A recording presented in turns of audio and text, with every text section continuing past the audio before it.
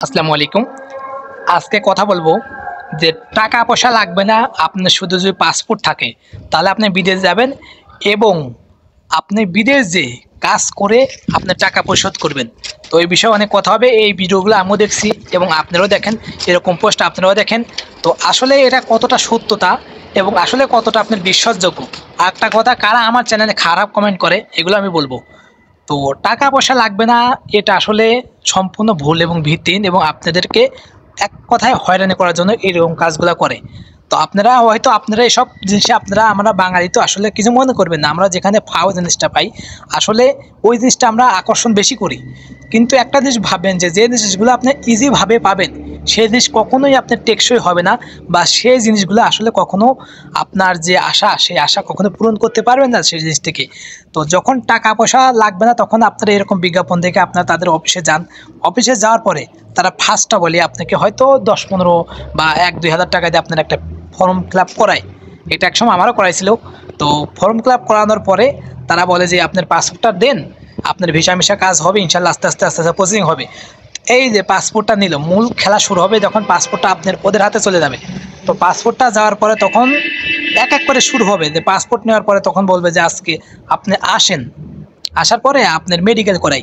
তো একজন প্রবাসীর মেডিকেল করাইতে আপনার হয়তো সর্বোচ্চ আপনার 5 থেকে 4 হাজার টাকা বা 5 হাজার টাকার ভিতরে আপনার কমপ্লিট হয়ে যায়, কিন্তু তারা আপনাকে মেডিকেল করার জন্য আপনার কাছ থেকে নেবে 10 থেকে 15 হাজার টাকা, এটা নিবি।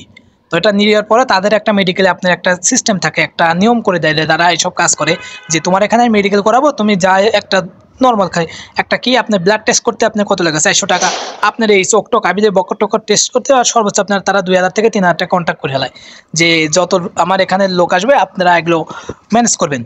তো এরকম কন্ট্যাক্ট করার পর আপনার কাছ থেকে 15 হাজার টাকা নিল, ঠিক 12 হাজার টাকা ওর পকেটে রাখলো। তারপরে আপনার অন্য বাবদে আপনি একদিন ফাইল বা এমএ সাবমিট করার জন্য আপনার কাছ থেকে আর 10 হাজার টাকা নেবে। তারপর বলবে কি যে যে তোমার ভিসা কলেজ, তোমার ভিসার যে কাজগুলো সম্পূর্ণ ক্লোজে ও ভালো হয়ে গেছে, তো তোমরা এখন শুধু ওয়েট করো। তো তখন আপনারা ভাববেন যে আসলে হয়ে গেল, এইরকম লোক আসলে খুব বিশ্বাস স্তরে পেলাম। তো আসলে আপনারা তখন অনেক মনে সাথ দিতে তাই আপনার অনেক গান টান বা অনেক কিছু করবেন যে ভালো লাগবে যে আসলে আমার সব কিছু এত দ্রুত হয়ে গেল। তো তখন তারা কি করবে যে আপনার পাসপোর্টটা তাদের যে বালিশ আছে না, বালিশ বা কম্বল, ঠিক কম্বলের তলে সিরিয়াল ধরে যেরকম টাকা সাজানো থাকে ঠিক এরকমভাবে সাজায় রাখবে। এদিকে আপনি তার একটা বিশ্বাস মনে মনে একটা স্বপ্ন বুনে ফেলেছেন যে আমি কিন্তু বিদেশ যাব, কিন্তু বিদেশের কোনো বিষয়েই আপনার কাজ হয় নাই।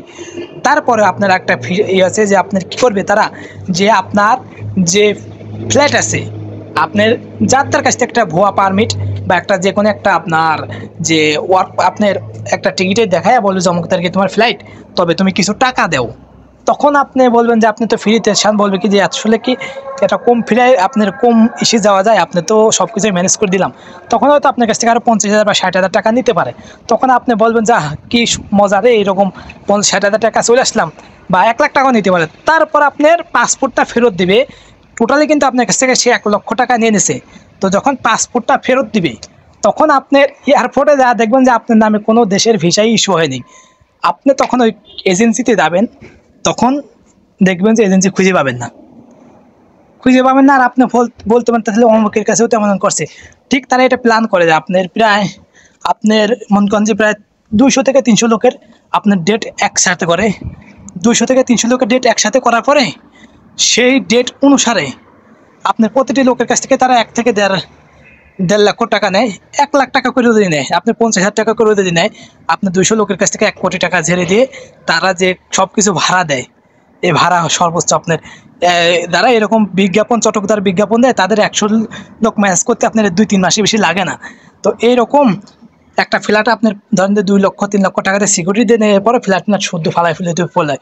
আপনি একজন গরিব, আমি একজন গরিব, আপনার ক্ষমতা আছে ঢাকা শহরে একটা বাড়ি এলার কিছু বা একটা বাড়ি এলার আপনি কোনো একটু শব্দ করতে পারবেন? আপনি কী করবেন, 2 দিন 3 দিন আন্দোলন করে টরে আমি সবাই চুপচাপ।